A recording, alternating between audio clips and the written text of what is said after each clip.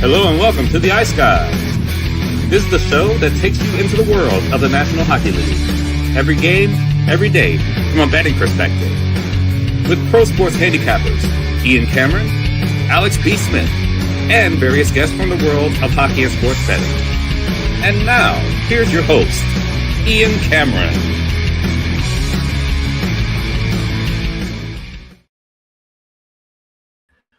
Welcome to the Ice Guys, Sunday, December 28th. Ian Cameron with you, ready to break down the Sunday NHL card. We've got 5 games on tap for this Sunday. Glad you're with us, just me, and it's going to be a very quick to-the-point show today, breaking down these 5 NHL games. It was great to have the NHL back yesterday, and it ended up being I'm trying to phrase how it went yesterday.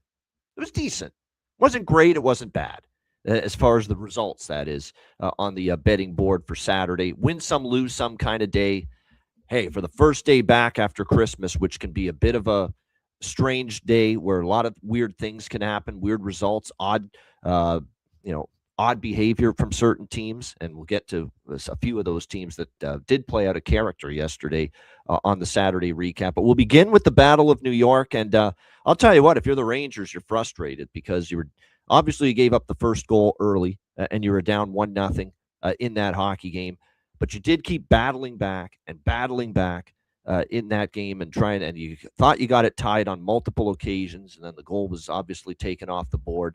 And then, of course, you can't tie the game in the third, and the Islanders win 2-0. So, yeah, tough loss for the Rangers there. Well done by the New York Islanders. And, Jonathan Davis alluded to that in the chat yesterday, that sometimes a certain goalie has the number of another team. And David Riddick, again, with a great performance against the Rangers, a 27-save shutout in that victory for the New York Islanders as they get the job done there against the New York Rangers in the Battle of New York. We saw Toronto and Ottawa in a back-and-forth, pretty wild game, 7-5. The Leafs ended up emerging victorious. Neither coach is going to be thrilled with the defensive play for their respective teams, but it was the Leafs getting the job done yesterday, 7-5, as they now win 2 in a row. Don't look now. Leafs trying to put a little win streak together. It's been a while since we've been able to say that. Obviously, they're not going to be thrilled with the defensive effort, but what you are happy about is the power play finally came to life. 2 power play goals in the first period. They added Steve Sullivan, longtime NHLer, as an assistant coach to help out with the power play. It's kind of a joint effort with Newsy Lalonde, Derek Lalonde, and Steve Sullivan working on the power play to try to shore it up. It's the struggles of the power play, of course, that cost Mark Savard his job as an assistant coach with this team. But to see the power play come through was big. And Ottawa kept chipping away and coming back, but the Leafs ended up putting it away. This was a very feisty game, which was great to see. The Battle of Ontario is certainly back as far as the intensity of this rivalry, which is great to see. So Toronto with a nice 7-5 win there. I ended up on the first period over, and obviously we were able to get that to the win column. It was a good day for overs, by the way, for the most part. I mean, you had Boston, Buffalo. Frustratingly, you had Nashville, St. Louis. That was a tough one to lose the over there. Edmonton, Calgary, but for the most part, there were a lot of goals yesterday in the NHL. Washington beats New Jersey 4-3 in overtime. Nice job by the Caps there. They were down 3-2 in the third. Ovechkin ties it in the third, and Jacob Chychrun, his phenomenal season offensively, continues, getting the overtime winner. Buffalo, 8 straight wins, 4-1 win over Boston. I couldn't believe how the crowd was last night. It was almost packed. That's almost unheard of for a Sabres home game. All you need to do is show this city that you're not a laughingstock. You're not a complete failure. You start to win some games, and the crowd and the people in Buffalo are going to start to come back out. And that's exactly what we saw. I mean, it was an absolute great turnout yesterday for the home crowd for the Buffalo Sabres. It was probably their best attendance figure this season. Now, the holidays certainly help, but certainly winning games helps. And the Buffalo Sabres win their 8th straight. They also snap a winless drought without Rasmus Dahlin. I mean, it was 0-10-2, I believe, for them without Rasmus Dahlin in the lineup. Well, they put an end to that losing streak without their captain and their top defenseman, and they beat the Boston Bruins 4-1. And again, Ukko-Pekka Luukkonen, he's playing like Marty Brodeur on his home ice. I mean, the numbers are what now? 5-1, sub 2 goals against average, something like a .930 save percentage for Ukko-Pekka Luukkonen at home. Like, it's absolutely incredible to see how well he's played at home. And on the road, he's a little bit iffy. So, but right now, 8 straight wins for the Buffalo Sabres. Congrats to them. And they actually ended the night tied for the second wild card spot. Amazing. But we've been here before with Buffalo, where this time of year, entering the new year, we're getting excited about the chances that they make the playoffs. There's a lot of season left. Slow down. Take it. I know you're starting to get excited if you're a Sabre fan, and I'm speaking to you, Tim Earl. But at the same point in time, let's slow down a little bit. Let's just take it easy. Let's go game by game here with this team. See if they can make it 9 in a row in their next game. But you know what the difference is? They're getting contributions up and down the lineup. Everybody's playing better away from the puck. There's a much greater intensity and focus defensively from the Sabres lately. That has also played a part in this win streak. The commitment, the buy-in. We always hear that term, the buy-in. Well, you're seeing that right now from the Buffalo Sabres. Players are buying in at a level we haven't seen in years from the Buffalo Sabres. Now, the question's going to be, can they keep it going? Minnesota, this is a sickening loss if you're the Winnipeg Jets. You had a 3-2 lead. Zuccarello on the power play ties it up. Scott Arniel was furious about a call that was made late in that game toward Winnipeg, but a non-call that was not made toward Minnesota at the end. A call that resulted in a late wild power play. Zuccarello ties it, and then Matt Boldy with a laser to beat Connor Hellebuck and win it for the Wild in overtime. Sickening for Winnipeg to lose that game. And the struggles continue. I think that's 5 losses in a row now for the Jets. Terrible loss for the Jets there. Unfortunate, controversial ending. It's one of these deals where, okay, they missed a call on one team and they made a call on the other team. So you understand why Scott Arniel is upset. But at the end of the day, don't let the tying goal in. Get a kill with the 6-on or the 6-on-4. Get the kill. And Winnipeg was not able to do it. So you can blame the refs, but you got to blame yourself too. So you got to just get that game home. You got to finish it if you're Winnipeg, and they weren't able to do that at the end of the day. No, Minnesota bounces back from their mini 2-game losing streak. Carolina 5-2 against Detroit. I got greedy. When Detroit cut it to 3-2 in the third period, I said, here we go again. Carolina going to blow another game, and I did jump in live on a little bit more Detroit in the draw, but no, Carolina finally learned their lesson, and they finished the deal. They closed the door, and they beat the Detroit Red Wings 5-2 last night in that game. So nice, much-needed win for Carolina to stop the bleeding, and much needed to see them actually close out a game that they had a third-period lead in, something they had not done in recent games. And then I'm going to, Tampa Bay, Florida it went off the rails. It was just an insane game. 4-2 Tampa Bay, but the final score is the afterthought. It was a fight night at the OK Corral there in Florida last night. It was violent. It was intense. It was nasty.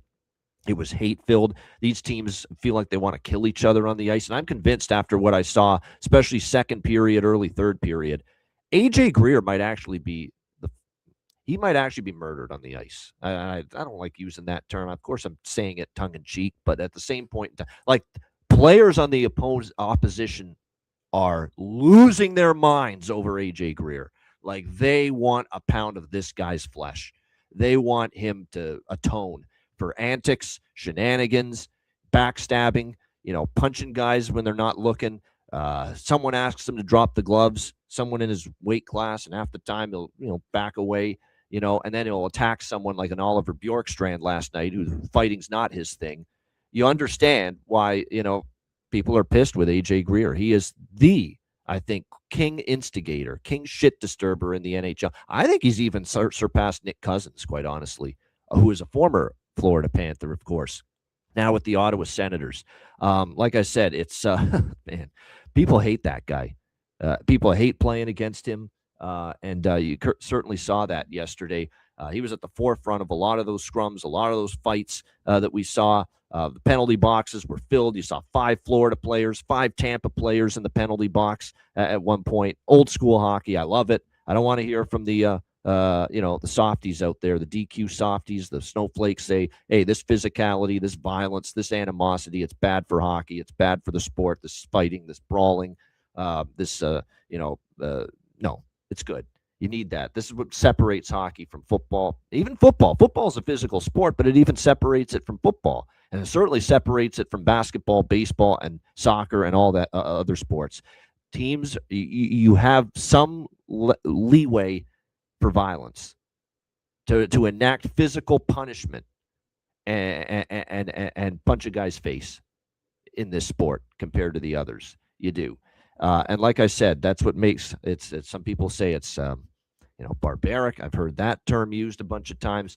This is the uniqueness of hockey and what separates it from the rest of the sports. You're allowed to show some semblance of physicality and rough and tumble in the NHL, and we certainly saw plenty of rough and tumble in the Battle of Florida yesterday, and Tampa Bay gets the 4-2 win there in that game. Man, best bet. We went 1-1 with the best bets. We really had to sweat that over, but it got there in the end with the late empty netter from Tampa Bay to send it over the total and get that 4-2 Tampa Bay win. St. Louis 3-2 win over Nashville. You wonder if the Blues have a run in them. This is a team that's dramatically underachieved. Maybe they're just not going to be good this year, but I still think they have a run in them. We'll see if maybe that can be the start of it. Hofer was solid in net. They got Snuggerud and Kyrou back from injury last night in that game. But a step in the right direction for St. Louis. And I'm wondering with Nashville if they start cooling off again. I know it was an incredible run for them going into the Christmas break, but, like I said, I do wonder if, it's going to be a situation where maybe they cool off a little bit. But St. Louis wins 3-2. The upset of the night, how about Chicago? 4-3 shootout win against Dallas. I know an Alex P. Smith is very happy about that. Our Robinson brothers, not so much. But the Blackhawks get a 4-3 win over the Stars. Shootout win. Nick Lardis, Hamilton/Brantford Bulldog in his junior days, getting the shootout winner. Very, very gutsy win from Chicago. We cashed the Chicago goal in the first period. Nice to hit that. We mentioned that. That's now 8-2 this year for teams facing a -300 favorite scoring in the first period. 8-2. 8 of the 10 games when a team has faced a -300 or greater favorite, they have scored a goal in the first period. That is definitely a trend and a stat you want to file away for future reference. No question about that. Blackhawks snapped their losing streak. And Jason Dickinson, the trooper, at +600 for Alex B. Smith with his bargain bin special of the night. He wasn't on the show yesterday, but he posted it on Patreon. I posted it on Patreon for him. It was part of his card yesterday. If you're a Patreon member, you are aware that Jason Dickinson was Alex B. Smith's bargain bin special, +600. So it was great to see that cash in. Look, Anaheim was terrible. That was the best bet, unfortunately, that lost to cause the 1-1 for me. They were awful. I think it's almost like they took that game thinking LA has been awful lately. They just lost to Seattle at home. We're just going to step on the ice and win the game. No, you still got to bring the effort. You still got to bring the compete level. And in the first period, they did not do that. They did not do that whatsoever. And you gave a team with no confidence at all life. And LA pounced on it 4-0. It was a pathetic start to the game for Anaheim. Now, I'm going to not be too harsh on them because we do say that weird things can happen coming out of the Christmas break. But that was pathetic in the opening period by Anaheim. That's as bad as it gets.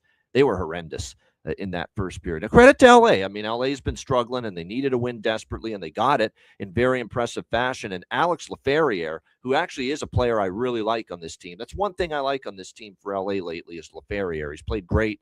He had a hat trick last night for the Kings in that victory. Great job by him. He needs to play on the top line consistently. Enough of this nonsense yanking him up and down the lineup, Jim Hiller. Not that I'm shocked that he's doing this nonsense, but Laferriere has shown more than enough to stay up on that top line. But LA with a convincing 6-1 win. I know Coach Q's not going to be happy about that game. We'll see how Anaheim responds. Great game in Vegas. Back and forth. It goes to overtime. The draw cashes. I had a piece of that. Terry liked it on the show yesterday. The draw, and his best bet hit Minnesota as well, and his bargain bin hit Colin Graff, which was one of my bargain bins in the San Jose game. 6-5 Colorado. Great effort by Vegas against an excellent Colorado team, but Colorado gets the better of them 6-5 in a shootout. Very entertaining hockey game back and forth there in that one. Calgary with a 3-2 win, getting some redemption after losing in Edmonton in the Battle of Alberta earlier this week. That was another chippy game. Not as physical or nasty as Battle of Florida, but, it still had a little bit of contentious moments in it. Dustin Wolf was tremendous, especially holding up that 1-goal lead late. He had to make a bunch of great saves, and he did.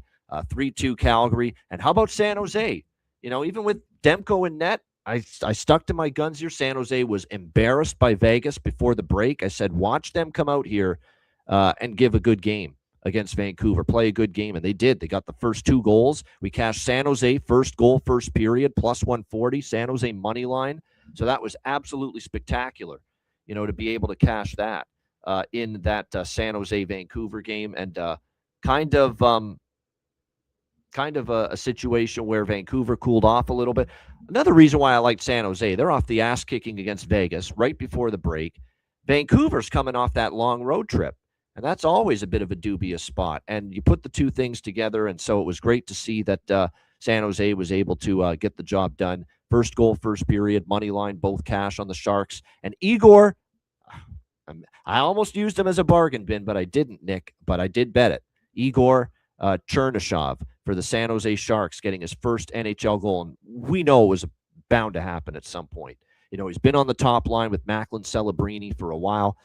You knew it was just a matter of time before he was finally going to score, and he did last night for the San Jose Sharks. So great to see him get his first NHL goal.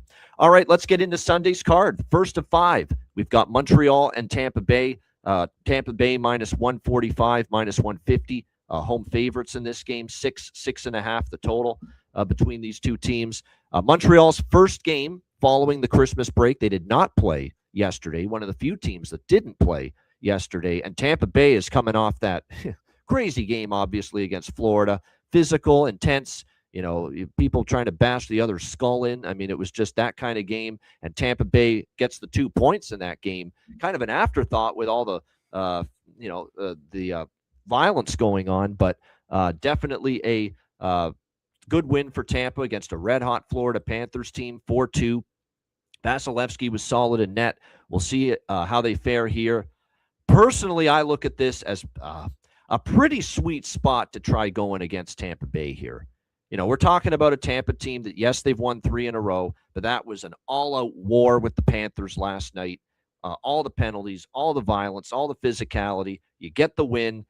Coming out of a game like that, you're physically, mentally, emotionally put through the ringer, with a game like that.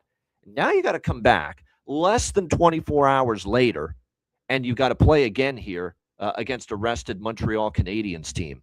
I think it's a beautiful, sweet spot to fade Tampa here. I'm going to go first goal, first period, Montreal, and first period money line, Montreal, and full game money line, Montreal. And Montreal team total over 2.5 while I'm at it as well. I think there's a brutal spot for Tampa. Are you kidding me? Coming off what we saw last night with them and the Florida Panthers. Like I said, that is a tough turnaround. Very tough coming off a game like that. And then to really put the icing on the cake is why I like Montreal's Jacob Fowler's back in net. And this kid is he's putting good games together in a row now. He shut out Pittsburgh last week. We saw him play well in the victory against Boston. They thumped the Bruins right before the Christmas break with Jacob Fowler in net, 6-2. They beat Boston. So suddenly this is a goalie that's given up 2 goals in his last 2 starts combined, which is good to see. Building confidence.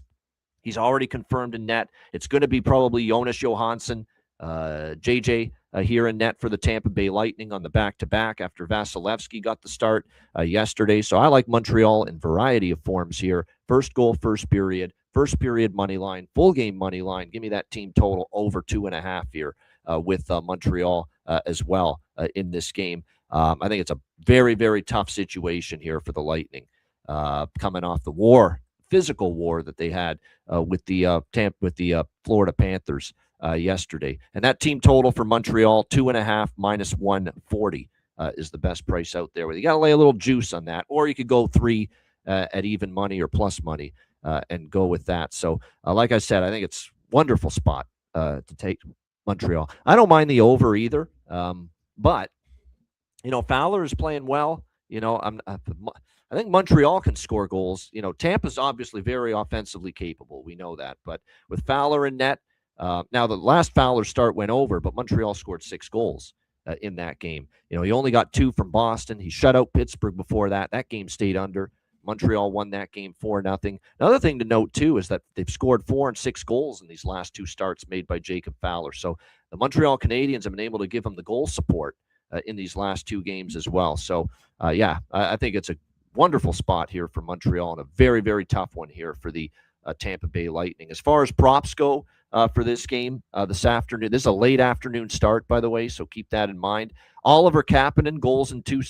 No, sorry, that's shots on goal. My bad. That's Ivan Demidov with goals in 2 straight for the Montreal Canadiens. So maybe ride the hot hand there. Zach Bolduc scored in the game before the break, still getting that top line opportunity. So, like I said, I think that's worth a look. Even a guy like Pontus Holmberg has now scored in back-to-back games for the Tampa Bay Lightning. Might be worth a shot here as well. So, I am Jonathan bringing up that 6-1 for the first period over in the last 7 for both teams. I am on the over by Fecta.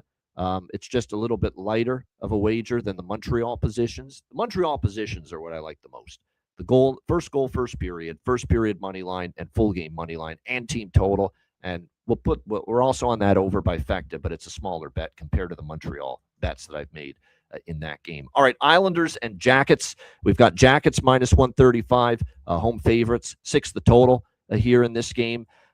This is an Islanders team off a 2-0 shutout against the Rangers, playing a Columbus team. Another team like Montreal did not play yesterday. This is their first game back from the Christmas break. So we'll see how this one plays out here for the Jackets. It's a Jackets spot for sure. It's a Jackets team that's trying to build some momentum following the 3-1 road win against the Los Angeles Kings in the game before the break. We'll see if they're able to build on that. One little issue here that I've got with the Jackets is if you want to be a good team, you got to put good days in a row together.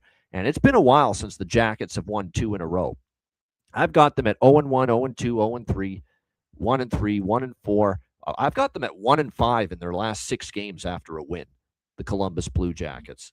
So, they have not been able to string it together, put it together, put good games in a row together, put W's in a row together.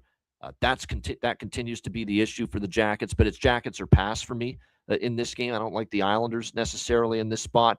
You're probably going to get Marcus Hogberg, but I don't want to sign off on that just yet. They could. We're seeing this especially with coming off the break. Everybody's rested, so maybe they go back to David Riddick off a shutout here in this game. It's very possible because of the fact they're coming off the Christmas break. Everyone's had a little bit more time to rest. That David Riddick's going to get another opportunity here on a back-to-back to start for the Islanders after shutting out the New York Rangers yesterday. So that's what I'm waiting on as far as the goalie. I am going to pull the trigger on Columbus if it's Hogberg, but if it's Riddick, maybe we'll pump the brakes a little bit. Maybe we'll jump in on Columbus live, because the one thing I sometimes see with these spots is that the team that played sometimes has the early advantage against the rested team, and then the rested team gets stronger and better as the game goes on. Is Riddick? Okay, there we go. So I'm not shocked by that. Riddick played well. He's rested. You don't worry as much about putting a goalie in back-to-back and him feeling fatigue when you're coming off a 3-day break, like every team in the NHL is prior to this weekend. So, I'm going to look for Columbus live. If they fall behind, I'll probably bet some Columbus money line. Jonathan alludes to the fact, we've pointed this out too with Columbus, that they've been a bad home underdog. They've been a great home favorite. They're 7-1 as a home favorite this year, the Columbus Blue Jackets. So when they're favored at home, they get the job done. So that's something to keep in mind. 7-1 is a home favorite, and they are home favorites, of course, here in this game. Jet Greaves getting the start for the Blue Jackets. No surprise there. You just can't put Merzlikins in right now. I mean, it's been that bad for him of late. So you got to ride the hot hand. You got to get on a roll here if you're Columbus, and Jet Greaves is the only option right now. The only option that makes sense right now in net for the Jackets. Couple of goal props. 2 guys on 2-game goal scoring streaks. Simon Holmstrom for the Islanders. I'm going to take him for a goal prop here in this game. And also Mason Marchment. How can we not? Mason Marchment here, plus 300. He's looked great in it with his new team, the Columbus Blue Jackets. He's looked comfortable here with this group. So keep an eye on that. Mason Marchment's probably worth a look here as far as goal prop is concerned. Zach Werenski's on IR. He's not playing. But Matthew Olivier is back. Matthew Olivier will return to the lineup for the New York. I think I might sprinkle on Matthew Olivier to score in this game. He does have 14. Has scored a bunch of way more goals than we're accustomed to last year. We'll see how he fares here in his return, but maybe a little sprinkle on Matthew Olivier here. But yeah, no Werenski. Werenski's on IR. Werenski could be out for some time. He's getting another evaluation done to see how significant this injury is that he suffered on the West Coast road trip. And obviously, we're talking about a big loss for the Columbus Blue Jackets, no doubt. It's a lower body injury. No timeline for his return. He's day-to-day right now, but again, further evaluation is going to be made, and we'll have to wait and see how severe this ends up being. All right, these are two teams that played yesterday, back-to-back for both the Toronto Maple Leafs and the Detroit Red Wings. We've got Detroit minus 130, home favorites, 6.5 the total here in this Atlantic Division battle. I like the draw. I think there's overtime potential here with the Leafs and the Red Wings. We saw a game in Toronto last year go to overtime. We've seen some close games earlier this year. Detroit, by the way, swept a back-to-back against Toronto earlier this season, way back in October. Red Wings beat them 6-3 in Detroit. And then we saw the Red Wings on Thanksgiving, Canadian Thanksgiving, October 13th. The Red Wings went to Toronto in the rematch and beat the Leafs by a score of 3-2. And I remember that game. Cam Talbot was in net, and it was definitely one of the best games he's played all season. He made 38 saves on 40 shots, preserved a 3-2 win for Detroit in that game, and he'll be in net probably here with this being a back-to-back for the Detroit Red Wings. And I think Todd McClellan knew what he was doing all along. Let's give the red-hot John Gibson the start against Carolina, and let's leave Talbot for Toronto because he played very well against Toronto earlier this season in Toronto. Doesn't mean he's going to now, because I will say this about Talbot. His recent performance has not been that great. Overall for the year, 10-6-2, 887 save percentage, 3 goals against average. He was better in his last start. He did get one of the wins for Detroit against Washington last weekend and only gave up 2 goals. So that was a better start from him. But before that, he'd given up 4 to Utah, 3 to Edmonton, 5 to Columbus, 5 to Nashville. His recent form had kind of taken a downturn as of late, but he did get it back and was better against Washington. We'll see how this one plays out. This is a 7 p.m. Eastern game. Looks like still day-to-day Patrick Kane. William Nylander, by the way, keep an eye on this. William Nylander left the game against Ottawa last night. Lower body injury for the Leaf center, and he started to heat up too. He had the 2-goal performance against Pittsburgh. He had the first goal of the game last night against Ottawa, but a lower body injury. He is traveling with the Leafs to Detroit, so there is still a chance he might play, but I get the feeling on a back-to-back they might proceed with caution as far as William Nylander is concerned and just rest him for this game. I would expect Easton Cowan to get back in the lineup. Craig Berube's talked for a couple of days. He needs to get him back in the lineup. Can't have him sitting indefinitely every single night. So I think this could be a spot for Easton Cowan to be back in the lineup. And if he is back in the lineup after sitting in the press box for the last few games, I'm going to be looking at a goal prop for him. I like this angle, healthy scratch angle. You're a healthy scratch. You see the game from a different perspective. You use it as a bit of a wake-up call. And then when your name is called and you're back in the lineup, oftentimes you look to make the most of it. So I'll be interested in Easton Cowan goal prop in this game for the Toronto Maple Leafs if he is indeed back in the lineup for them against the Red Wings. And I'm kind of reading the tea leaves. I kind of think he will be back in the lineup here for the Leafs tonight or in this game. So we'll keep an eye on that. The total's interesting. Toronto for the longest time under machine. Remember when Berube was preaching, we got to play better defense, and it was just a slew of unders in late November and early December into the middle of December as well, that under run for Toronto. Well, now we've seen 3 of the last 4 go over the total, 8, 9, and 12, and now the problem became, well, we're not scoring goals now, and so now they've opened up again, and now they're starting to score goals, but we're starting to see the defensive game start to decline again for this Toronto Maple Leafs team. So that's why it's a very difficult total here. I'm going to definitely be on a live over. I don't know if I want to bet it at 6.5 pre-game, but a live over, if I find a 5.5 at some point early in the game, I will bet that. And the draw. That's all I got for this game. the draw, and I'll look for a live over and the props that I mentioned. I do like Easton Cowan for Toronto if he's back in the lineup here for the Leafs. I also like Bobby McMahon. Me and Bobby McMahon for the Toronto Maple Leafs. He scored now in back-to-back games for them. JVR against one of his many former teams, right? How do we not sprinkle on that? James Van Riemsdyk for Detroit, former Leaf at one point in his career. I'll look to him for a goal prop as well. Nick Robertson, that was the thing about that 7 goals for Toronto last night. So many players got off the schneid. Matthew Nyes had struggled lately. He scored 2 goals. Nick Robertson had struggled lately. He got on the board with a goal last night. So it was everybody gets off their schneid. Everybody, snaps their cold spell kind of night last night for the Toronto Maple Leafs. So definitely those are a few props I'm interested in. John Leonard and Emmett Finney for Detroit. Talked about those 2 guys. Might be worth a look. But the one that stands out for me tonight particularly is JVR.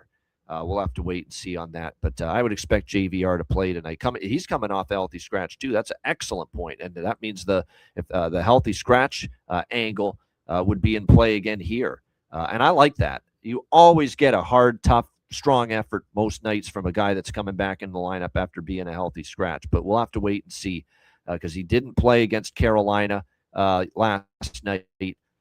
Back-to-back, probably from a rest standpoint. Remember, he's in his late 30s now, James Van Riemsdyk. If he's back in the lineup tonight for Detroit, and I'm thinking he will be, that's a good goal prop to me against one of his old teams, too, the Leafs. All right, next up, we've got 2 games left on the slate. Pittsburgh, Chicago.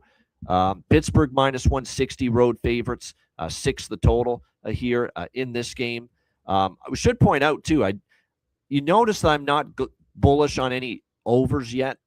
I'll look at a live over in Detroit, but it is Sunday, and Jonathan Davis has thrown out that stat, the last few weeks about how all these Sunday games before 8 p.m. Eastern time, starting before 8 p.m. Eastern time, have been trending under the total. So, it is kind of something that I have started thinking about, in the back of my mind that, whoa, let's cool it maybe on some of these overs here on Sunday, knowing how strong the under run has been on Sundays, especially for those games before the Christmas break. Chicago, Pittsburgh, Arturs Shilovs should get the start here for the Pittsburgh. It is confirmed Arturs Shilovs getting the start here for the Pittsburgh Penguins. Spencer Knight projected. I'm sure it'll be Knight because we saw Soderblom last night against the Dallas Stars. Of course, still no Nazar, still no Bedard, and Ilya Mikheyev day-to-day for Chicago as well. But for the first time without Connor Bedard and Nazar, for that matter, Chicago finally found their offense a bit last night. 4 goals, 4-3 shootout win. Tyler Bertuzzi with 2 goals. And it was just nice for Chicago to finally see a little bit of offensive production last night for them against the Dallas Stars. We'll see if they can carry that over here. They very well could, because this Pittsburgh team is just a disaster defensively, and it's been that way with Pittsburgh for a very long time. Pittsburgh's another team that did not play yesterday. This is their first game after the Christmas break. Chicago's on a back-to-back. But I don't trust Pittsburgh. I don't want any part of Pittsburgh. Minus 160 road favorites in this price range. Minus 170 in some spots. You can't back Pittsburgh right now in that kind of price range. 1-9 in their last 10 games. We've talked about how the team total over has cashed repeatedly against this Penguins team. And you know the beautiful thing about Chicago's team total here?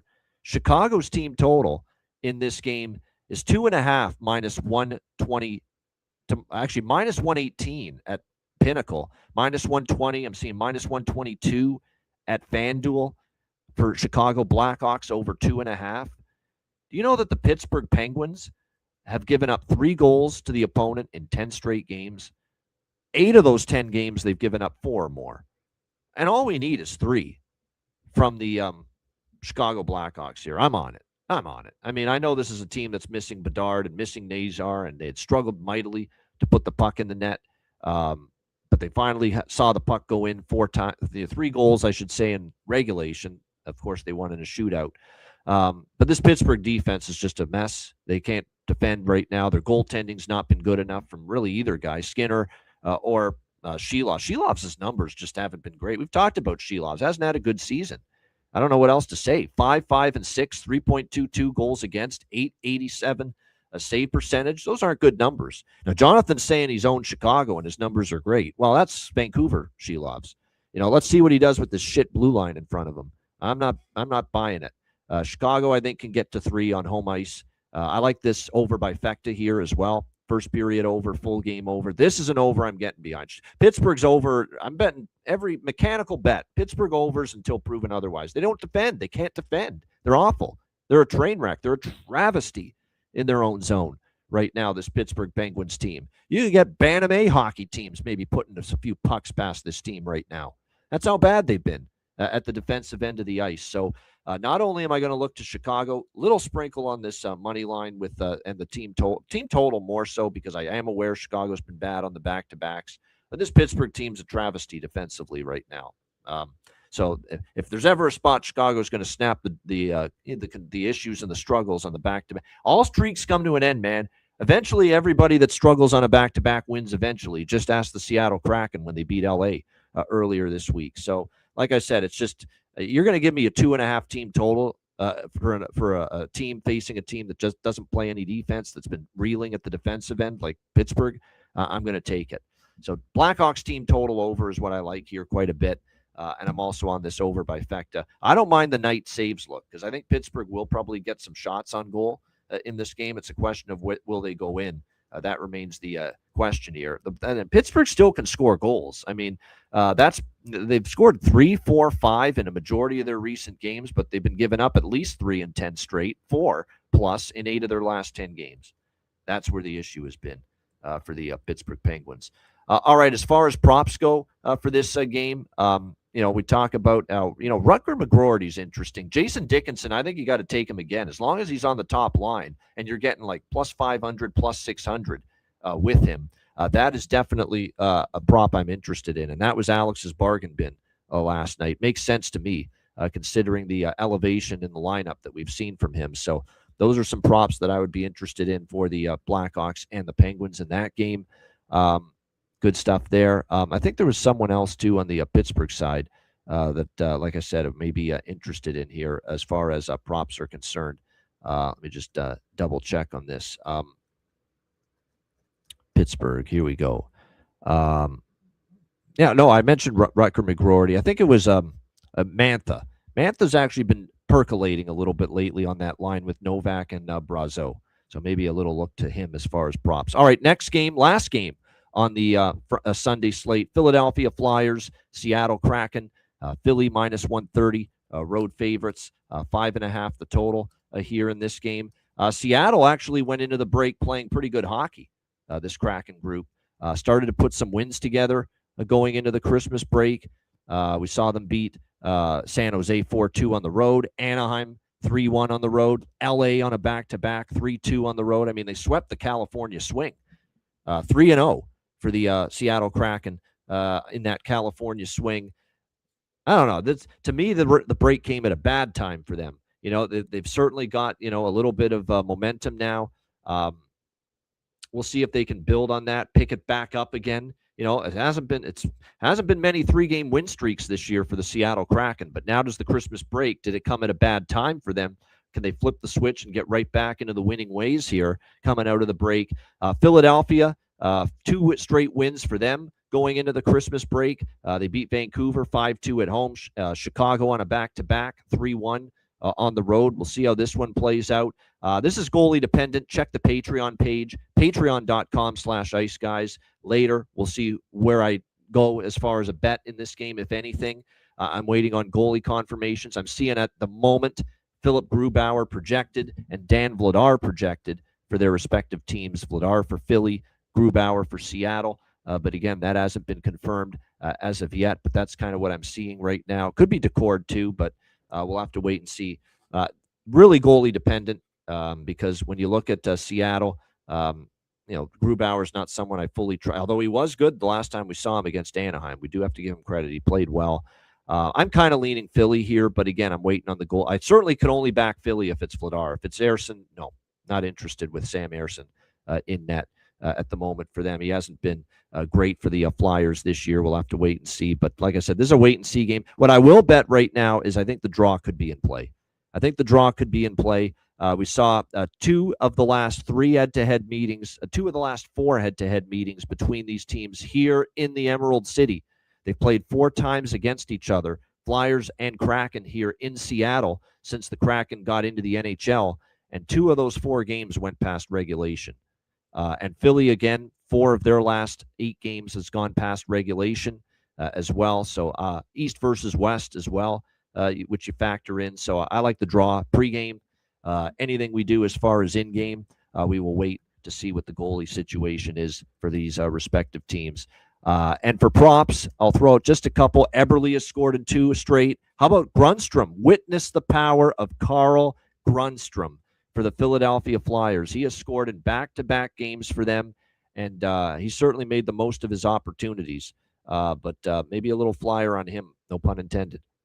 Plus 700 for Carl Grundstrom for Philly, maybe to make it 3 games in a row with a goal. All right, great stuff. Shout out to everyone in the chat. Hit the like button. We appreciate it very much. Told you, rapid fire. We want to be in and out before the NFL games kick off on a Sunday. We appreciate it. Hit the like button. Make sure you check out wizardsportspicks.com. We've got a big NFL card up on the website. It's been just, it is not easy to be, 60% for a full season in the National Football League.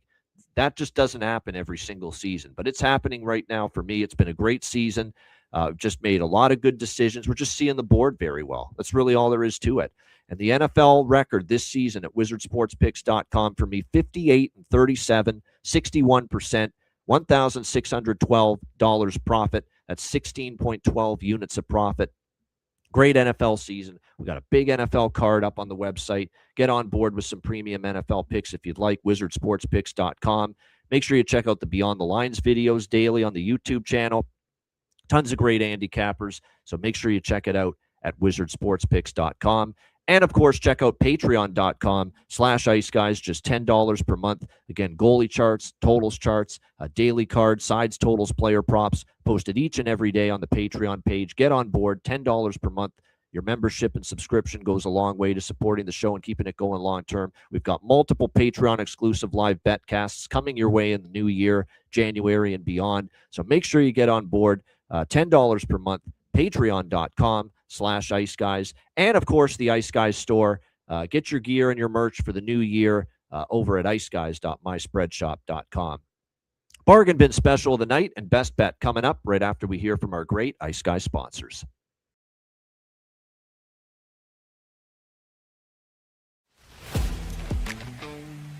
Wizard Sports Picks, featuring the finest handicappers in the universe. Sharp insights, trusted picks, and relentless results. We strive to help you become consistent winners. This is Wizard Sports Picks.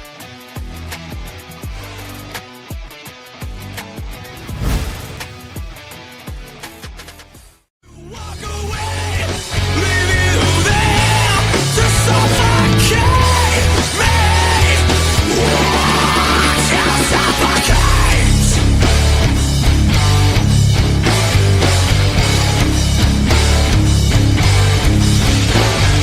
Please pull yourself with my notice, no other. Stray from the path of the shadow. Say that kill me.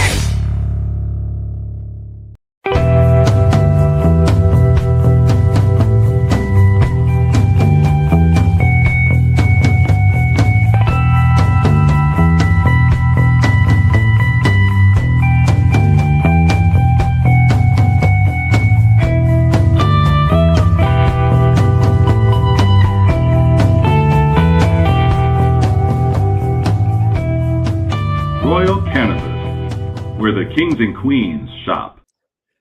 Thanks to all our sponsors, including Royal Cannabis. Check them out, royalcannabisshop.com. 20% off using the promo code Ice Guys. All right, bargain bin special of the night for this Sunday NHL slate.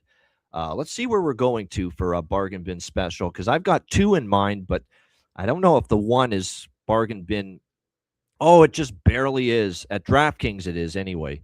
Yeah, we're going to go with it. Mason Marchment, Columbus, plus 300. He's been great since arriving with the Blue Jackets. I think he can get on the board once again. Mason Marchment, plus 300, right on the button. Just making the grade as far as bargain bin worthy. Plus 300, Mason Marchment for my first bargain bin special of the night. Second bargain bin special of the night. I might add a third if he's in the lineup, but I can't make him bargain bin special. I'm looking at Cowan or JVR in that Toronto-Detroit game, but I want to make sure 100% they're in the lineup. So check the Patreon page. If one or both of them are in, I might add one of them as a bargain bin. But my second bargain bin, I'm going to go to Carl Grundstrom for Philadelphia, plus 700. Back-to-back games with a goal. Price is good enough to take a shot with it. So there you go. Mason Marchment, Columbus, plus 300, and Carl Grundstrom, Philadelphia, plus 700 for my two bargain bin specials of the night for this Sunday card. We got Colin Graff last night as a bargain bin winner. Hopefully we hit another one here tonight.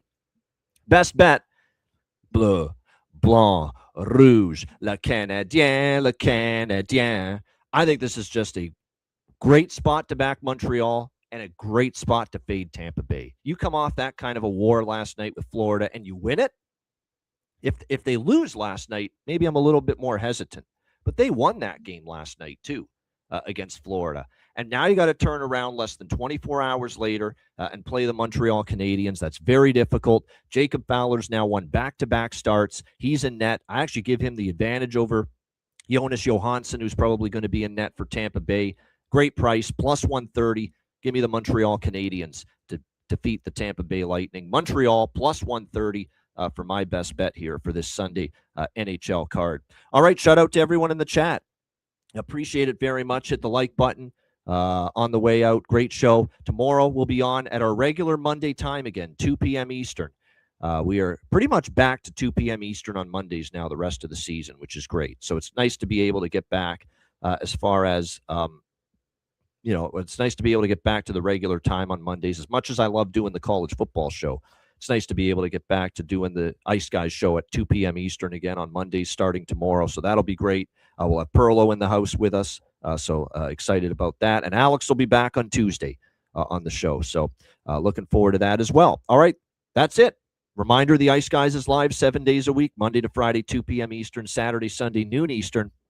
If you can't watch the show live, download the Ice Guys podcast in audio form on all major podcast platforms, Google Podcasts, Apple Podcasts, Spotify, Stitcher, iHeartRadio, Amazon Music, and more. Download the Ice Guys podcast when you can't watch the show live. I'm Ian Cameron. Have a great Sunday. Enjoy the games and good luck. And we will be back tomorrow on Monday, 2 p.m. Eastern for another edition of the Ice Guys.